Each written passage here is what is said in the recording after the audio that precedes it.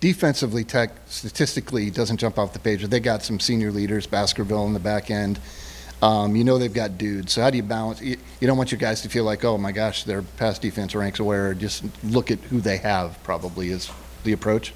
Yeah, I think the defense is really hectic, and they have a lot of really good players on the defense, and they present a lot of different problems for you in a multitude of different ways. And for us, I think everybody that we play each week, we try to go into it the same way, and we're going to get everybody's best shot every single week. So we prepare like that, and you try to anticipate how people are going to game plan for us and do things like that. So I think just keeping our guys focused on what their jobs are and things like that. But the defense is certainly a talented unit that does a lot of different things up front and in the back half. So just making sure we're ready for it. How is the ability for your offensive line to be able to showcase its depth when injuries inevitably come, like Barrett, we've had others, to be able to rotate guys, move guys around, and still be productive? Yeah, I think it speaks a lot to just what the culture of that room looks like between what Ryan Clanton and Jackson Scott Brown have built and the leaders in that with Huff. It's not something that's built in a day, and I think just, you hear the next guy up mentality is a thing, but I think just like the toughness and the violence and the physicality and the preparation that it takes and the accountability that it takes, because you don't ever know when you're going to have to go in there and play or when your moments come in. It doesn't matter if you're second, third, fourth string. You look at the linebacker position here, those guys have had to play a lot of different people, so you don't know when your moment's coming, and we have a lot of different people here that are living proof of that. So those guys know when they have to go in, doesn't matter if it's a 6-0 lineman or if somebody gets dinged up, like, we're not going to slow the offense down at all, so you have to go in there and do your part.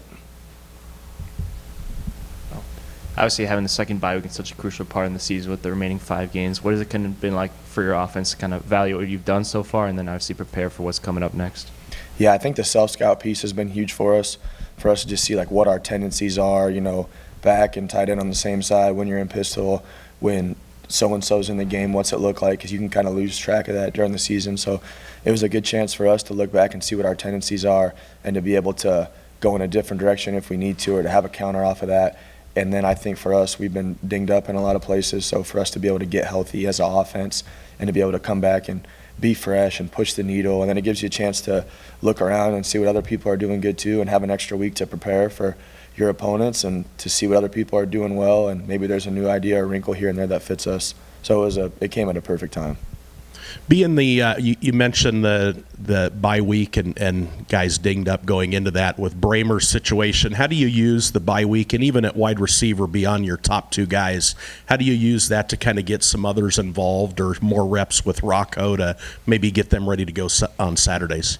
Yeah, we've really always treated bye weeks almost like a spring ball or like a bowl prep, where we can have a lot of good competitive. Like, we had a lot of drive-it situations and certain, down and distance type situation stuff that we got to work last week with, not necessarily our starters, but a lot of guys are going to have to go in some point this season and play. So we got a lot of reps last week, and it was a lot of guys like we just talked about before. You don't know when your time's going to come, so it certainly isn't just like a walk-through week, recharge week. Like, we put our foot on the gas pedal on those bye weeks and try to, develop our room, develop our young guys, develop our top guys, create chemistry with other people, and maybe some guy shows up like, the Ryland Barnes that you might not expect on defense, but he does well on the scout team all week, then you have the chance in a competitive drive situation where he does well versus your starters or your 2s, and that's a guy you got to find a way to get on the field. And it's the same thing with us on offense, and you see guys like Carson Brown and people like that have done that for us here. So it's a great time for us to evaluate our team, evaluate our depth, and develop our depth also. And then against UCF, we hadn't really seen an extended lull out of this offense for a while with kind of some 3 and outs, 5 of 6, whatever it was. But as you look back on that game and then going into the bye week, what are some things to maybe get that consistency back that you had most of the season? Yeah, I think for me personally, it's being able to get in a rhythm a little bit. I know sometimes I feel like I throw the quarterback off when I get out of rhythm with where the flow of the offense is going, whether that's slowing down the tempo, speeding up the tempo, just finding consistency there. That way, making it can be easier for him and not forcing calls. I felt like at times last week I was trying to force a couple things here and there, which didn't make sense. It wasn't the right time. So I think just feeling the flow of the game out and seeing what we're getting. We have such a good staff that does a good job of diagnosing what we're seeing on the iPads, the adjustments from what we've seen in throughout the week of preparation, and being able to take what the defense gives us and play football and allow our guys to play fast. So I think just finding the rhythm of the football game and being able to call the right thing at the right time and to give our guys the best chance to be successful, which I didn't think I did a good job of that, for Rocco and our offense last week.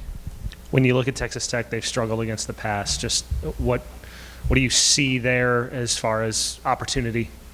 Yeah, I think it's a really, really talented secondary, and there's been a lot of, broken plays that have kind of led to a lot of that. I think the stats a little bit skewed in just terms of what the pass defense is because they make a lot of plays. They're really good. They have probably the best ball skills of any secondary that we've seen.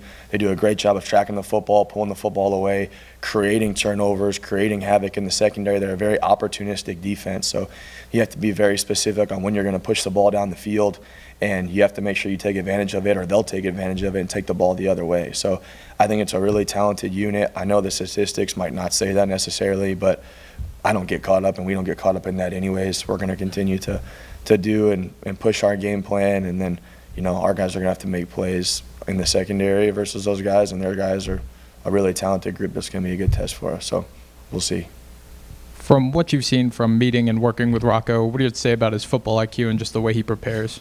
Yeah, I think, and I've said it before, like that guy's so competitive in everything that he does, and he hates to lose. Like that guy likes to win, he hates to lose, and everything that he does doesn't matter. So I think that fuels his preparation, and that fuels his tempo in practice and in the meetings and everything he does. He doesn't want to be outworked by anybody. So he carries a chip on his shoulder with everything that he does, and he's trying to prove something every single day to his teammates, to himself, to the coaches, to everybody else. So I think just the drive and the commitment that he has to be the best version of himself and not get outworked by anybody, and he won't.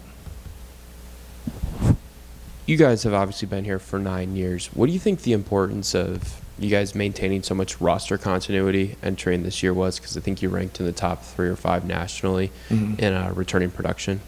Yeah, I think what Coach Campbell's kind of done here, just with like the culture that he's built here, and it is like a team first program, and it's not about anybody individually. It's not about him. It's not about our staff. It's not about each player. Like the team and the culture is more important than everybody, and we drive that. And I think we have a really close connected team. Like we do a lot of stuff together. Last week we did a whole Halloween thing here.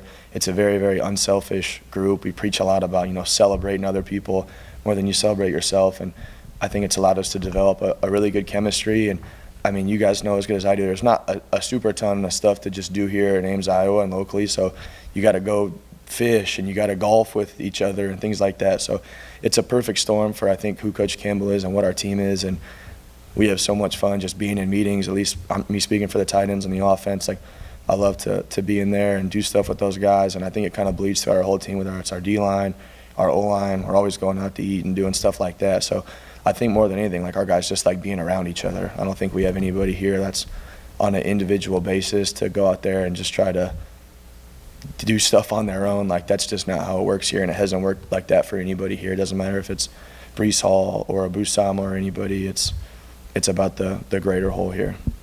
How important do you think that off the field connection, or the greater whole, to use your words, was in this team going from winning 7 games last year to winning its first 7 games this season? I guess how important was it to take the next step this year? I think it's huge. I think it's been one of the differences for us. I think we have guys that play harder because they care about the people that they're playing next to, and they don't want to let those guys down. They don't want to let the coaches down because they don't want to show up here Sunday and have to sit in the meeting and be the guy that didn't do their job or didn't pull the rope the right way, and not just disappoint themselves but disappoint their teammates. And it's like I said, it's a close group, and those guys are really connected, and I think it's helped us really take the next step just because the inch here has always been in the margins, and I think our attitude and effort is always going to be what has to propel us here at Iowa State.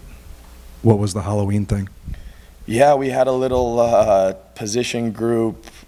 So we have like our position room meetings down there, and each room had decorated a different way. Then we had kids come up and we passed out candy, and each position group had to dress up in a costume somehow, some way. Like the specialists were like the Minions. I think that they won.